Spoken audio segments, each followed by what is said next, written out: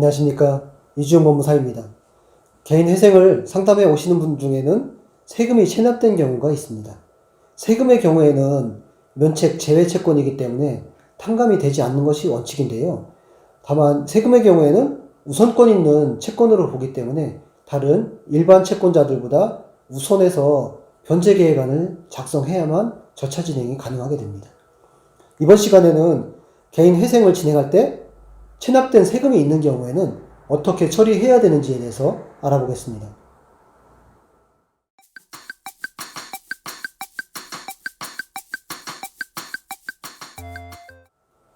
자주 하는 질문사항인데요. 세금도 개인 회생으로 탕감이 될까요? 또 체납된 세금이 많은데 채권자 목록에 기재해서 개인 회생 절차를 진행할 수 있을까요? 이렇게 많이들 물어오시는 경우가 있습니다. 세금은요, 개인 회생으로 탕감이 되지 않습니다. 다만 체납된 세금의 경우에는 다른 개인회생 채권자보다 우선권 있는 개인회생 채권으로 분류가 돼서 절차가 진행이 가능하게 되죠.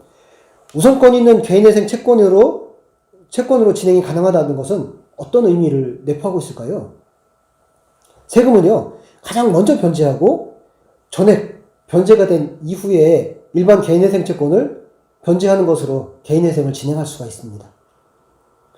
이렇게 우선권 있는 채권으로 분류하는 채권에는 어떤 것들이 있을까요?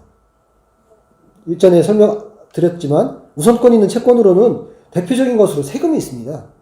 세금으로는 국세 이외에 지방세가 있을 수 있고요. 관세가 있고 여러 가지 국가에서 내는 세금들이 정해져 있고요. 이 세금 외에도 건강보험료 등이 우선권이 있는 채권으로 분류가 됩니다. 이런 채권들은 다른 채권자보다 먼저 변제를 해야 되겠죠. 먼저 변제를 해야 한다는 것은 어떤 의미일까요? 개인회생 진행할 때 변제기간이 원칙적으로 36개월입니다. 우선 변제계획안을 작성할 때 체납된 세금이 1,000만 원이라고 하고 매달 변제금이 50만 원이라고 한다면 체납된 세금을 먼저 변제하는데 20개월 정도가 소요가 됩니다. 이후 21회차부터 36회차까지 다른 채권들을 변제하게 되는 것이죠.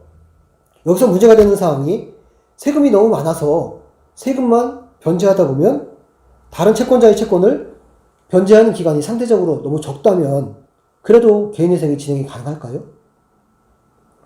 실무 처리 사례는요, 세금 등 우선권 있는 개인회생 채권의 변제기간은 총 변제기간의 절반 이상을 넘지 않도록 하는 것.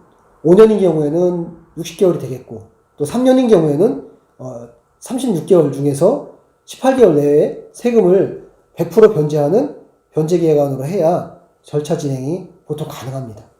그런데 판례의 경우에는요, 세금 등 우선권 있는 개인 회생 채권이라고 하더라도 전체 변제기간이 5년인 경우에 그 중에 2분의 1인 30개월 이내이어야만 채권자들의 일반적인 이익에 적합하다라고 판단할 아무런 근거가 없다. 그래서 결과적으로 세금 등 우선권 있는 채권은 전체 변제기간 중에서 꼭 2분의 1이 되어야만 하는 것은 아니다 라고 판시를 하였습니다. 그래서 결과적으로 2분의 1이 넘더라도 개인회생 진행이 가능하게 되는 것이죠. 다만 실무는 그와는 약간 차이가 있다는 것 알아두시면 되고요.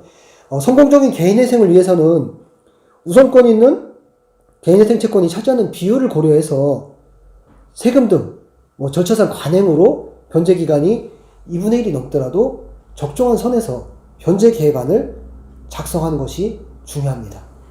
개인회생을 인가받을 수 있도록 하기 위해서는 2분의 1이 넘게 되면 왜 넘는지 또 어느 선으로 해야지만이 인가를 받을 수 있는지는 전문가와 꼭 상담이 필요한 부분이죠.